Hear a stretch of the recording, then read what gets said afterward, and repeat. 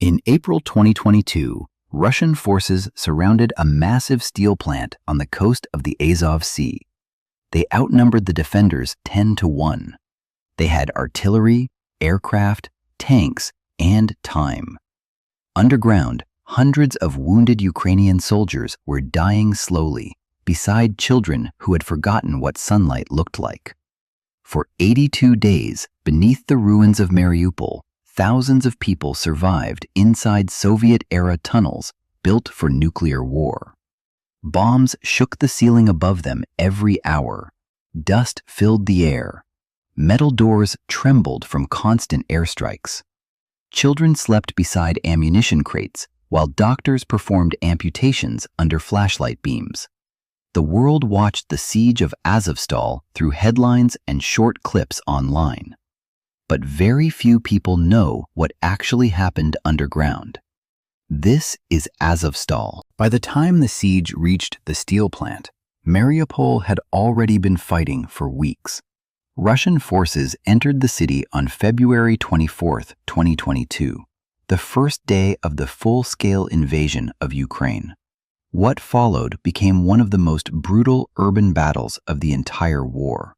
For 86 days, Ukrainian soldiers, police, border guards, volunteers, and ordinary civilians resisted inside a city that was being erased block by block.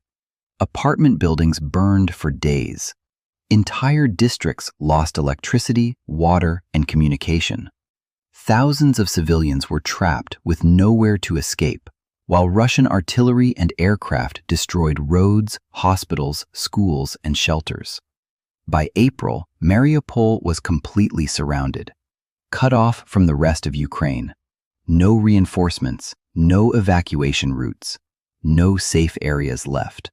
The Azovstal iron and steel works became the final defensive position in the city. Built during the Soviet era, the plant covered more than 11 square kilometers, larger than many entire city centers. Beneath the factory was a massive network of bunkers, maintenance corridors, railway tunnels, and underground chambers descending multiple levels below ground. Some sections had originally been designed to survive nuclear strikes during the Cold War. For the Ukrainian defenders, Azovstal was the only place left where resistance was still possible. But it was also a trap. When the siege tightened in early April, around 2,500 people were sheltering inside the plant. Nearly half of them were civilians, women, elderly people, families with children who had nowhere else to go. They lived underground in almost complete darkness. There was no running water, no electricity, almost no medicine left. Food supplies became smaller every day. People drank industrial water when clean water disappeared. The air inside the tunnels smelled of smoke, metal, fuel, blood, and damp concrete. One young girl sheltering underground was named Elisa. She was 4 years old. After weeks without leaving the bunker, she began drawing pictures of the sun because she could barely remember what daylight looked like anymore. Her mother later said that every morning Elisa would wake up and ask the same question: "Is the war over?" Every morning, the answer was no. Medical conditions inside Azovstal became catastrophic within weeks. Doctors worked in improvised underground clinics, surrounded by wounded soldiers lying directly on concrete floors. Operations were performed with almost no anesthesia. Flashlights and phone screens replaced surgical lamps. Antibiotics were rationed carefully because supplies were nearly gone. Some soldiers survived injuries that should have killed them.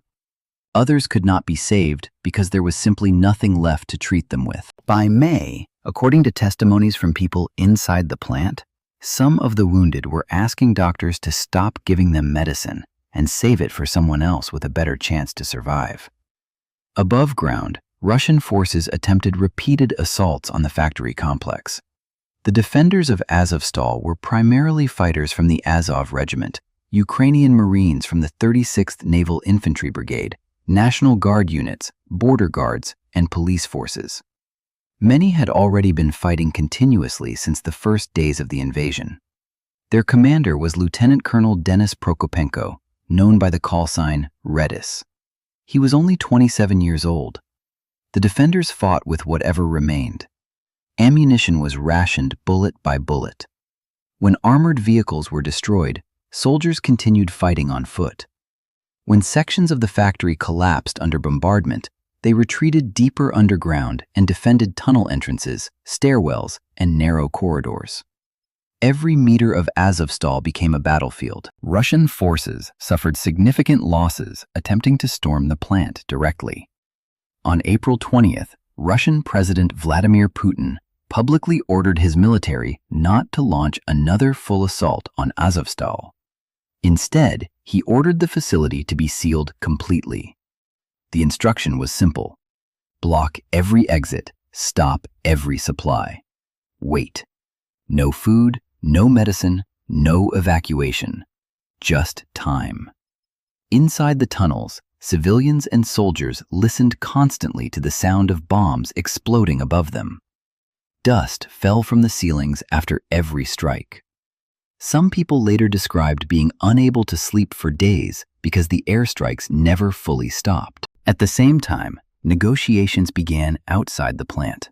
Ukrainian President Volodymyr Zelensky, the United Nations, the International Committee of the Red Cross, and multiple international mediators attempted to organize humanitarian evacuations for the civilians trapped underground. Agreements were reached, delayed, broken, and renegotiated repeatedly while the bombardment continued.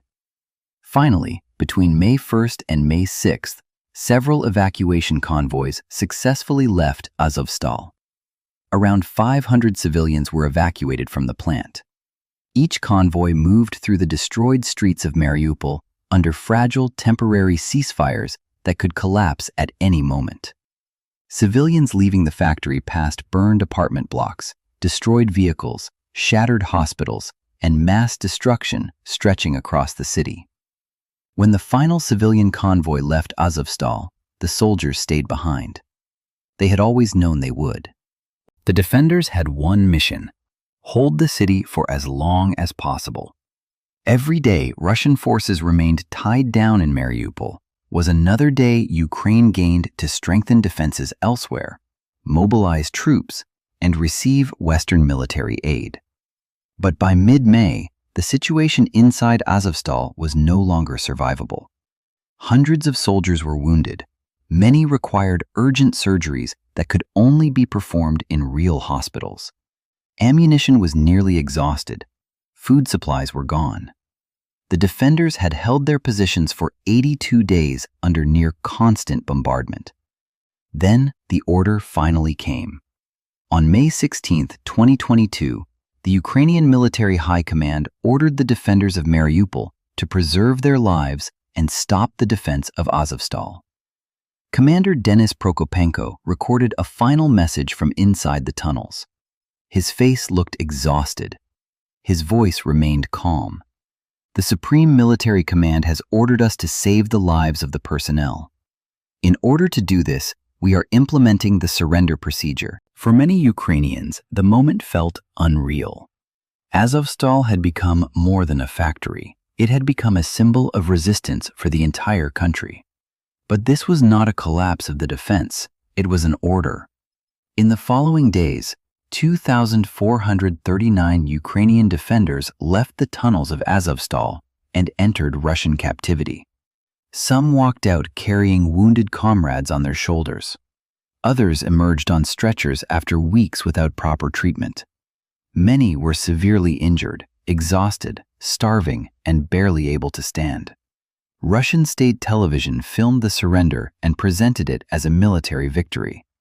Under international agreements and public statements made at the time, the defenders were expected to later return home through prisoner exchanges.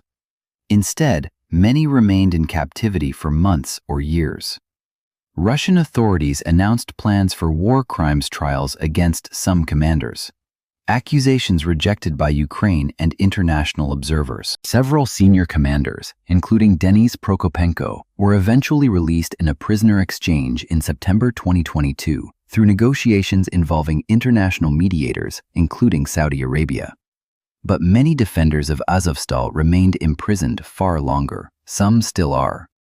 The steel plant itself was almost completely destroyed. Mariupol, once home to more than 400,000 people, was left devastated and occupied. Entire neighborhoods disappeared. Ukrainian identity inside the city was systematically erased and replaced under Russian control. But despite everything, the name Azovstal no longer belongs only to a factory. To millions of people, it became a symbol. It means 82 days underground. It means children drawing pictures of the sun in the darkness. It means doctors operating without medicine while bombs shook the ceiling above them. It means soldiers holding defensive positions long after survival became impossible. And it means thousands of people who walked into hell beneath a steel plant and refused to surrender until they were ordered to do so. Some of them came home. And somewhere behind Russian prison walls, some of them still haven't.